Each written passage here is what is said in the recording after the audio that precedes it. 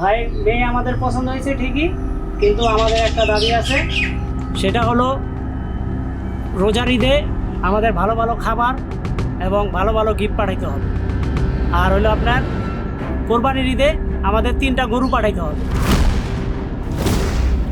এটা আমাদের বংশের একটা রেওয়াজ, এটা আপনাকে দিতে হবে।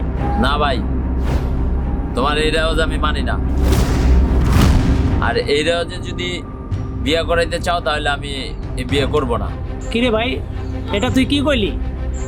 এটা তো আমাদের পারিবারিক একটা রেওয়াজ, আর তুই তো আমাদের গর্ব। তোর জন্য তো আমরা একটু চাইতেই পারি। না, চাইতে পারো না। এই রীতি কে তৈরি করছে, এই রেওয়াজ কে তৈরি করছে? ভাই শোনো, একটা কথা বলি, তুমি মনে কিছু নিও না। তোমরা যে এই রেওয়াজটা তৈরি করছো, কতদিনের জন্য করছো? আচ্ছা, কোনো মেয়ের বাবা যদি সদিচ্ছায় তার মেয়েকে কিছু দিতে চায়, সেটা এক জিনিস, ভালো কথা। বাট তোমরা যে জিনিসটা তৈরি করছো নিজেরা মিলে, এই রেওয়াজ নামের শব্দটা ব্যবহার করে যে জিনিসটা তৈরি করছো, এটা তো তুমি মেয়ের বাবার উপরে এটা একটা বোঝা চাপাই দিতেছো, তার ফ্যামিলির উপরে একটা বোঝা চাপাই দিতেছো। যার সামর্থ্য আছে সে দিতেছে, যার সামর্থ্য নয় তার কি অবস্থা হইতেছে তুমি একবার চিন্তা করে দেখছো? তুমি বাবির কথাটাই চিন্তা করো না, তাদের সংসারের কি অবস্থা তুমি চিন্তা করছো? তারপর তোমাদের এই রেওয়াজের কথা চিন্তা করে তার যেখানে যত কষ্ট আছে সংসারের, গরু হোক কিছু হোক, কিছু না কিছু বিক্রি করে তোমারে দিতে হইতেছে শুধু মেয়ের মুখের দিকে তাকায়। তো এটা তো রেওয়াজ না, তুমি তাদের উপরে একটা বোঝা চাপায় দিতেছো। আসলে আমরা তো এই যুগের ছেলে পেলে, আমরা এডুকেটেড ছেলে পেলে, আমরা এগুলো পছন্দ করি না। আমার যদি বিয়ে করতেই হয় ওকে, তাহলে এগুলো ছাড়াই করব, আর নয় আমি বিয়ে করব না। হ্যাঁ ভাই, তুমি ঠিকই বলছো। কেন, তোমরা তো লেখাপড়া করছো, তোমার ভালো একটা চাকরিও করো, আবার বিদেশেও যাও। আমি তো তোমার চাকরি করতে পারিনি, লেখাপড়া তো নাই। এই জন্য কি আমার বোনের বিয়ে হবে না? এই জন্য কি আমার বোনের কোনো মূল্য নেই তোমার কাছে? হ্যাঁ ভাই, ঠিক আছে, আপনার কথা আমি বুঝতে পারছি। আপনার যদি আপনার বোনের কিছু দেওয়ার ইচ্ছে থাকে আপনি দিবেন, সেটা যে প্রতি বছর নির্দিষ্ট কোনো টাইমে দিতে হবে এটা তো না। আপনার বোনের আপনি যখন খুশি আপনি দিবেন। কোরবানিটা কি? কোরবানিটা হলো আল্লাহ সন্তুষ্টির জন্য। আল্লাহ কিন্তু মাংস নেয় না, চর্বিও নেয় না, রক্তও নেয় না। উনি দেখে মানুষের মনসত্বটা, তার মনের কোরবানিটা চায় আল্লাহ। আর আমরা কি করি? এই কোরবানিটারে কত বড় করে, এই যে একটা রেওয়াজ তৈরি করে আমরা এইখান থেকে নেই, ওইখান থেকে নিয়ে কোরবানি নেই। আদৌ কি এই কোরবানি আমাদের হয়? কেউ কি একবার চিন্তা করছেন? হয় না। আল্লাহ তাআলা আমাকে সামর্থ্য দিছে, কোরবানি আমি দিব, আমি দিয়ে সবাইকে বন্টন করব। আপনার কাছ থেকে নিয়ে আমি কোরবানি দিব, সেই কোরবানি যে হবে সেটা আপনি কিভাবে বুঝলেন? আপনার সব কথা আমি মানতে পারছি ভাই, এই কথাটা আমি রাখতে পারবো না।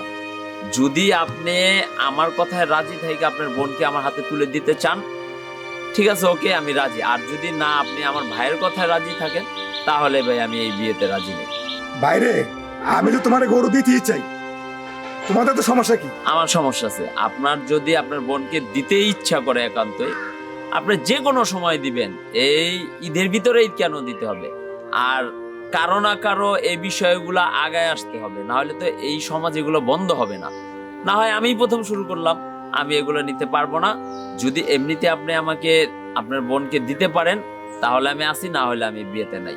যদি এই কথাতে রাজি থাকেন তাহলে আপনার বোনকে আমার কাছে দিতে পারেন, আর যদি না হয় তাহলে আমি এর ভিতরে নাই, আপনি আমাকে ক্ষমা করে দিন। আরে ভাই, এটা তুই কি বললি? এটা তো আমাদের একটা বংশের রেওয়াজ। আমাদের দাদা দাদিকে যখন নিয়ে আসে, তার শ্বশুর বাড়ির থেকে অনেক কিছু পাইছে। দেখ বাবার দিক দেখ, দেখ বাবার শ্বশুর বাড়ির থেকেও বাবা অনেক কিছু পাইছে।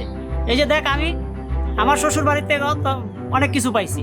এটা তো আমাদের বংশের একটা রেওয়াজ। ভাই সব ঠিক আছে, আমি তোমার কথা শুনছি। এই রেওয়াজটা কারা তৈরি করছে? আমার দাদা, আমার বাবা, তুমি।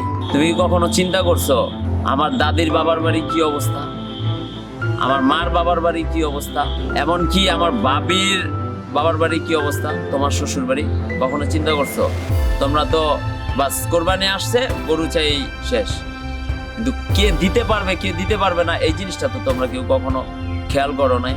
তোমাদের এই রীতি আমি মানি না।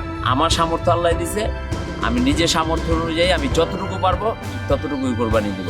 আমি অন্যের জিনিস নিয়ে কোরবানি দিতে রাজি নই। ভাই তোমরা কেউ রাজি থাকো আর না থাকো, আমি এই মেয়েকে বিয়ে করব যদি ওনারা আমার কাছে দেয়। ভাইয়া আপনারা যদি ওকে আমার একার হাতে তুলে দিতে রাজি হন তাহলে আমি বিয়ে করব। আর যদি তোমরা তা তো রাজি না হও তাহলে আমি যেখানে চাকরি করি ওই দুবাই চলে যাব। না না ভাই, তুমি যেও না, আমি তোমার কাছে এই বিয়েতে রাজি আছি। ভাই তুমি যে কথাটা বলছো আমার মনটা একদম জুড়িয়ে গেছে। বিশ্বাস করো আমি এত খুশি হয়েছি বলার মতো না। সারা জীবনে আমার যত দুঃখ কষ্ট ছিল সব ভুলে গেছি তোমার একটা কাজের কারণে। আমি দোয়া করি ভাইয়া তুমি বেঁচে থাকো, অনন্তকাল বেঁচে থাকো, তুমি সুখী হবে ইনশাআল্লাহ, আমি দোয়া করি।